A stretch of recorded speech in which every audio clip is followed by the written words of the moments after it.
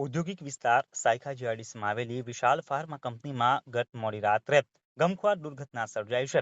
રાત્રિના લગભગ 2:30 વાગ્યાની આસપાસ કંપનીનું બોઇલર ફાટતા એક પ્રચંડ ધડાકો થયો હતો, જેના પગલે આસપાસનો આખો વિસ્તાર ધ્રુજી ઉઠ્યો હતો. આ ભયાનક બ્લાસ્ટના કારણે કંપનીમાં કામ કરી રહેલા અનેક કર્મચારીઓ ઇજાગ્રસ્ત થયા છે. સત્તાવાર માહિતી મુજબ અત્યાર સુધીમાં આ દુર્ઘટનામાં એક વ્યક્તિનું મોત નીપજ્યું છે, જ્યારે 24 જેટલા લોકોને ઇજાઓ પહોંચી છે. તમામ ઇજાગ્રસ્તોને તાત્કાલિક સારવાર માટે હોસ્પિટલમાં ખસેડાયા છે. બોઇલર બ્લાસ્ટની તીવ્રતા એટલી હતી કે તેની અસર વિશાલ ફાર્મા કંપની પૂરતી સીમિત ન રહેતા આસપાસની 4 થી 5 જેટલી અન્ય કંપનીઓના સ્ટ્રક્ચરને પણ વ્યાપક નુકસાન થયું છે. ઘટનાની જાણ થતાં જ વહીવટી તંત્ર સફાળું જાગ્યું હતું. 4 થી 5 જેટલા ફાયર ટેન્ડરો સાથે ફાયર વિભાગની ટીમો અને વહીવટી અધિકારીઓ તાત્કાલિક ઘટના સ્થળ ઉપર પહોંચી ગયા હતા.